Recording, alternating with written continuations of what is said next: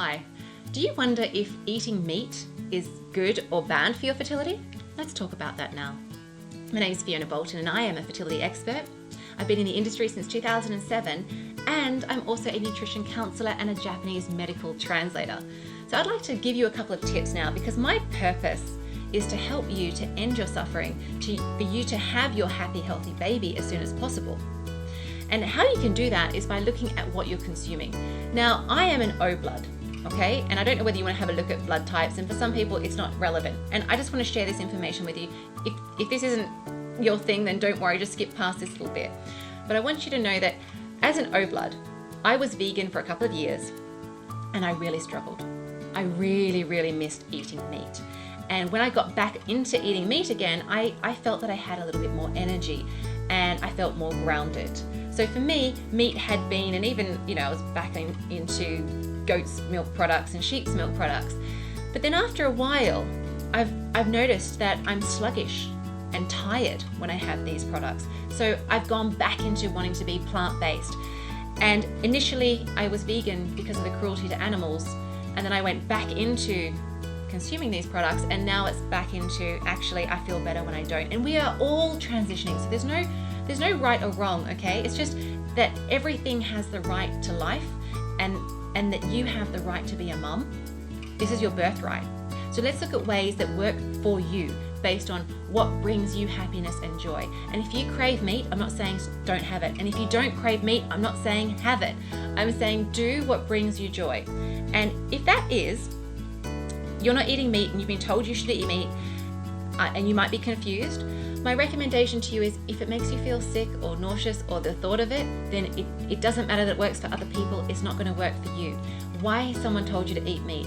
Is it because you're lacking energy? Are you tired?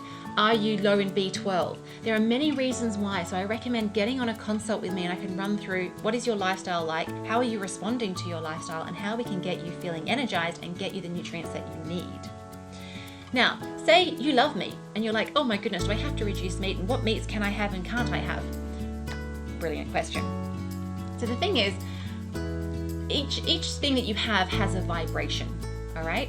Plants have a vibration, meat has a vibration, the animal had a vibration. When that animal was killed, you're going to be ingesting its emotional state. So you want to make sure that you've had an animal that had a happy life and it was slaughtered humanely. That's going to help you a lot. And there is actually science behind that, and how, the more humane the meat was killed and the happier the meat the animal was, is actually going to be imparting that energy into you. And that can help with anger management issues, etc., etc., etc. And if you want the science behind all this, leave the comments in the box below within this YouTube video, and I will give you more information. So just put in any questions that you have. Just keep populating that. You can also read my newsletters, awakeningfertility.com/newsletter, and I will give you lots of information there too. But let's have a look. Vibration aside, certain animals have a higher vibration. So if you're eating the high vibration animals that have a vibration that is, because they're a high vibrational being, eating them will actually lower your vibration. So you want to have a lower vibrational, karmic vibrational form of meat. So for example, the lower ones are seafood. Shellfish, first of all, is the lowest, and then you have seafood like fish, etc.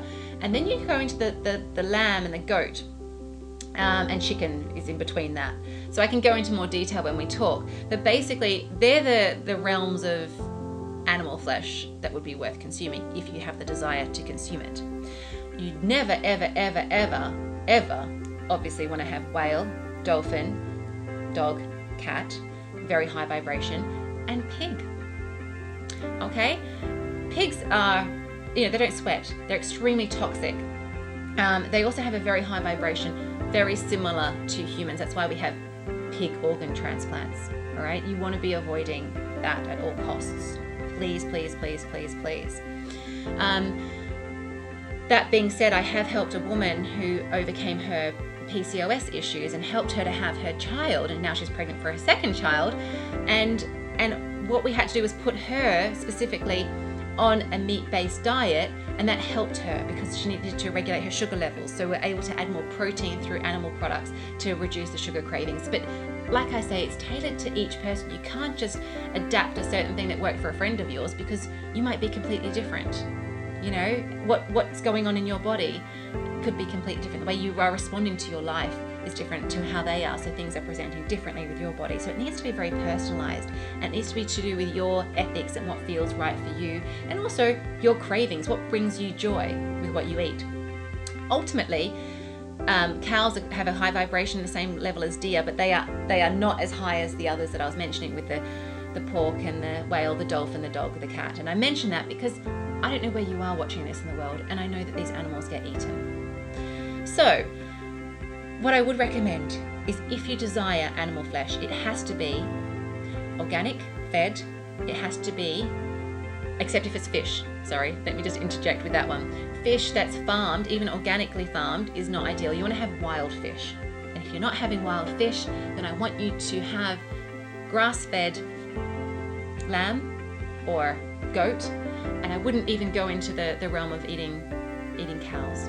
Okay? Again, they're sacred in the Hindu religion, and I do believe there's truth in all of that. And of course, you know, looking at the Jewish faith, we don't want to be having shellfish because and pork, you know, they actually are consuming a lot of toxins, and especially nowadays with seafood, the microplastics.